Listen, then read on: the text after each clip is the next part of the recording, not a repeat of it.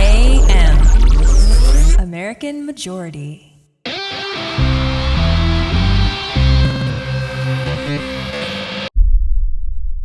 First, I bring in my file. So here's in my window. I'm going to drag it out of wherever the file is located. I'm going to drag it into the program. And now I'm going to place it on my timeline here. So as you see, this program is going to be a little more complicated than some of the entry-level programs you see, so don't let that freak you out. But what you got here is you have, at the bottom, you have a timeline. And up at the top, you can see the ticker where you're at. And you can zoom in and out of this timeline. Here, I've got my main video track. That's going to be what's on the screen. Over here in the upper right-hand corner, you've got a sampler video screen that it shows you what's at the playhead. The playhead is this right here. It's just as if you were reading a tape or something. You hit play, and it starts running from wherever the playhead is, and it plays back in time. So this little box represents my video file. And then down here, I also see audio files. In simpler editors, they may hide the audio files so that because you know that the audio is part of the video in this case, but this program gives me more options for editing. Now, in this particular program, when I hit play back, it will just tell me the video is unrendered. That means that in this particular program, I need to do a process called rendering that analyzes the file before I can see what's in it during live playback. And that's just a feature of this program that enables it to run more smoothly and run more efficiently, because in most programs, if you as soon as you insert the file, it's going to have to render it so that you can see what's in it as you're editing it. And if it's a big file, that can really take a long time. That can be very frustrating. And so they're just trying to be more efficient in this program. Most times it'll be done automatically for you. So I'm going to go ahead and do that. Okay, so now I play back. You can see video and you can hear Austin's beautiful voice. So I'm going to zoom in now because my file is real small. Now I can more easily move about in it. So with the file, there's some things you can do to directly manipulate it. You can shorten it here. You can shorten it. You can extend it out. Since this one I've already cut, when I extend it out, there's something there to extend it to. An important thing to do is to save often. Save as. And know the undo feature, which will undo previous steps if you make a mistake or want to change your course. Know the shortcut for that. You'll be using it often. On a Mac, that's Command-Z. Pretty much the same as any program. Another feature I use constantly is cutting or splitting. I'm going to go in here and choose this cutting tool, but the shortcut is BB. Learning shortcuts can help you expedite the process. And I just click anywhere, and it's like scissors. It cuts it. Now I've got 2 files. 3 files. I can move them independently. I can reorder them. Be careful about, one thing to note while you're moving files is be very precise about how you line them up. Different programs behave differently, but in general, when you line up your files, you want them to line up directly so that they flow directly one to the other. If you overlap them, like you see here, some programs will automatically make a fade or a transition for you. Others that are like this one are a little more technical programs. They'll cut it off directly and kind of mess up your flow. So just be careful about where you're moving your files and try and keep straight in your head which ones are which. Most programs you can also label your different files or your different blocks here on the screen so you can keep straight which cuts are which if you want to get detailed. All right, another crucial thing is effects and transitions. Effects are just what they sound like. They're, depending on what program you use, they're just different things you can place on individual files, change the way they look. In this program, they're called filters. We can put a blur effect on there. We can create a border. We can distort it, or we can speed it up or slow it down. Honestly, most of the time, you're not going to want to put any significant effects on clips. Most of the time, you're going to leave them be, or maybe you've got some effects that just sort of clean it up and make it look sharper, that kind of thing. But as far as radical special effects, you're generally going to want to steer clear of those unless you have a good reason to use it or a very specific use, because everyone knows that if you've got a bunch of cheesy proprietary effects in your video Everyone's going to think you're lame. They're going to be like, who's the guy who threw all the fake lens flares? New Star Trek movie. You know, it's going to be like, this is painful to watch. So generally steer clear of those unless you have a good reason. But sometimes slowing down videos or speeding them up is probably the effect I use most often. And not every video program will allow you to do that. More important are the video transitions. This occurs between two clips that you have next to each other, and it animates the way in which you move from one to another. These are fades, wipes, spins.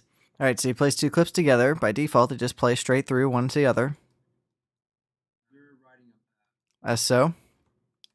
So we've got these two clips together, and let's say we want to put a smoother transition between them. Sometimes a straight cut is fine. Generally, we'll want something smooth and straightforward and simple. I like to use dissolve. We'll just try this fade in, fade out. Very straightforward. We'll zoom in here so we can see what we're doing. Let's see what it looks like. There you go. Now, just as another little note, in this program, since it's more technical, I'm having to re-render each of these things, which I'm cutting out to save you time, because in most programs, simpler programs, you're not going to have to deal with that. In simpler programs, transitions will also incorporate audio. This one, I've got to do audio transitions separately, so we'll just ignore that. There's my fade in, fade out. Usually, there's different parameters within a fade out that I can change. As in this program, I can change it up here. But I can do it, and then one way is to sort of stretch it out so it takes longer to fade in or fade out. Or if I want it to be quicker, I'll make it come over a short period of time. All right, but let's say I didn't like that fade in, fade out. Just delete the fade out. Make sure I've clicked the fade out itself. I'm going to undo that so you can see it again. Don't select either the video clips, but the fade itself. Delete that. Let's go with something flashy. Let's go with this 3D cube spin effect. This one's kind of fun. That was pretty interesting. All right, so I like that one. I'm going to keep that. And as far as audio editing goes, in this program, in any program, really, there's going to be some separate audio effects. I can make it louder or softer. I can blend audio. As you can see here, I've got multiple separate audio channels, left and right as my 1 and 2, and then I can put, say, a track of music in here down in 3. I can move this audio. I can put like some music background in 3 and adjust the volume so that it's easy to hear still what he's saying. And that's actually going to be it for now as far as technique. I know that seems quick and there's only a few things, but really that's the bulk of what you're going to be using. You can go a long way just on those. Especially this program has a lot more features and functions, but that's 90% of what you're going to be using to make your video. And really the best way is to learn how I did, and that's just play around with it and see what you can come up with on your own. Probably not going to break anything, so just have fun with it. All right, now step 4 is post-production work, which I've actually already kind of started when I started talking about transitions and effects. Because when you do a larger production or a longer video, everything gets more complicated and you have a lot more files to deal with, and it can be a little overwhelming. That's why we are doing it in this methodical manner, that you want to choose your dominant element and then lay your clips out in a certain order and then start to do the nitty gritty. So you kind of think big picture, and then like an upside down triangle, you think big picture and then you move down to smaller editing. So I've got these 3 files, and say I had them in this order for a particular reason. And then I go down and I review it and I cut out the parts where I want to cut out mistakes or I want to trim them so they're more concise. That I do later, or that I do second. And then things like transitions and effects, they can come later. They're just for effect. They're just to make it look flashy. All right, so for the rest of your post-production, you're going to want to review your video, watch it from the beginning to end. Put on any finishing touches, make sure everything's hunky-dory, make sure everything is the bee's knees, as they say. Okay, so now you're satisfied with what you've got, you're ready, you're finished. It's time to export your video. And unfortunately, this is when the topic of video codecs rears its ugly head yet again, but we're gonna go to a feature called export, which probably but we're going to export it, and that means that the project is going to create a video file based on all of our edits and everything that we have in our timeline. If you're using Final Cut Express, you're going to want to use Quicktime Conversion feature. Decide what you want your file to be called and where you want it to be saved. Don't freak out on the screen. That's all it is.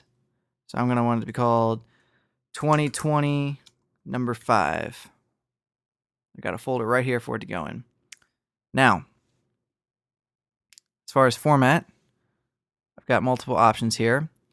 I'm actually going to pick MPEG 4 on Mac. Some other standard ones are QuickTime and AVI. Now, AVI on its own is going to be humongous. It's going to take forever because it's basically very uncompressed.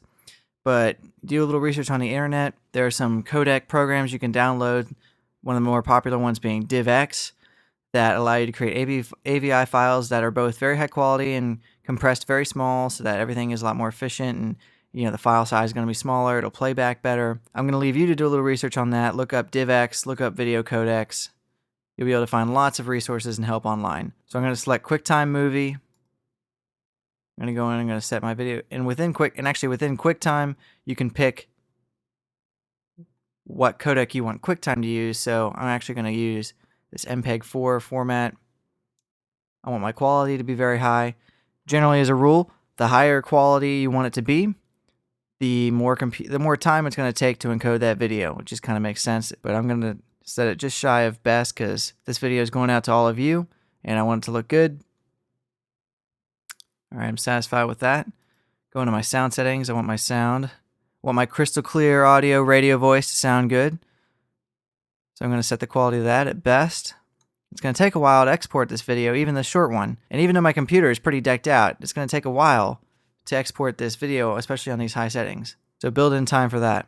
All right, I'm set to go. Let's do this. Now for the waiting game. Since this clip's fairly short, it's only going to take a few minutes, but don't be surprised if you need an hour or more. All right, so it's finished exporting. You're going to want to find out where your file is, make sure it's where it's supposed to be. Open it up, watch it, make sure there's no flaws in it, make sure that it's the way you intended it to be before you send it out irrevocably. This leads us to our final step of distribution. This is where you get that video out to wherever you want it to be, wherever it needs to be for as many eyes and ears to take it in as possible and get you some exposure. There's lots of different ways to do that, and there's as many ways to do that as there are ways of communication on the internet. It just depends on what channels you're using for communication, your blog, different websites, email lists even. Obviously, the most popular and the most flexible option for us is going to be YouTube, and that gives us a whole set of benefits. We're just going to talk about YouTube. Another way to do it would be to say host it on your own server, your own computer, your own website. If you've been doing that, if you created your own website based on the information Austin gave you in one of the other 2020s, and then you can host your own video and use it however you see fit. But for now, we're just going to talk about YouTube. It's really simple. You just go to YouTube.com. You make yourself an account, make a username, you put in your email, just like any other email client or just like any other website where you got to make an account. It's pretty standard stuff. You get your own page where you can upload videos. And then there's buttons and links for upload your own video. You click that, you select which file. You select your file that you've exported. And then you give it a title, you give it a description, you give it tags. And these are all really important pieces of information that will help people find your video, help people understand what it is before they watch it, and maybe lure them in to find out more about you and find out what's on your video, or find out some really relevant information that could change their thinking. So obviously the title is going to be the most important one. So there's two big things you want to consider when you're filling out this information. One, what is someone coming across this going to think who maybe wasn't looking for it or doesn't know what is contained in it? Does the title or description make them want to view it? And two is thinking in terms of search engine. Most of the times when people find videos, it's when they searched on did a YouTube search, Google search for it, or they're going on related videos, which is when that sidebar on the side, when you see a video, it hot links to other videos that are similar. That's probably going to be the way most people are find your video. So you want to make it stick out in searches by making it relevant, making your title and your description relevant and rich. This is where tags become important. You want to fill out as many tags as possible. Tags are just individual words or phrases that you have used to describe your video that will help people find it when they do searches. So some tags you might want to put in are your name, your campaign, your party, maybe your election year, your issue or topic that's in your video, or any other terms that you think will help describe your video. It'll make it more visible in searches. Once your video is uploaded to YouTube, it'll take some time for YouTube to process that information and make it available for everyone to view. Once your video is set on YouTube and viewable by anyone, the last thing you're going to want to do is use your other social media outlets to push your content out to your audience. This includes posting it on your Facebook, on your website, linking to your YouTube page with Twitter, using your email list, maybe finding some conservative blogs and other conservative websites, even conservative video sites. And if you look closely at your YouTube account or go to YouTube's frequently asked questions or help page, they can tell you everything you need to know about how to do those types of things. They give you some tools for easily sharing it and pushing it out to Facebook and those other social media networks. All right, that's another 2020 in the bag. Thanks for sticking with us. Be sure to check out AmericanMajority.org for updates, and we'll see you next week.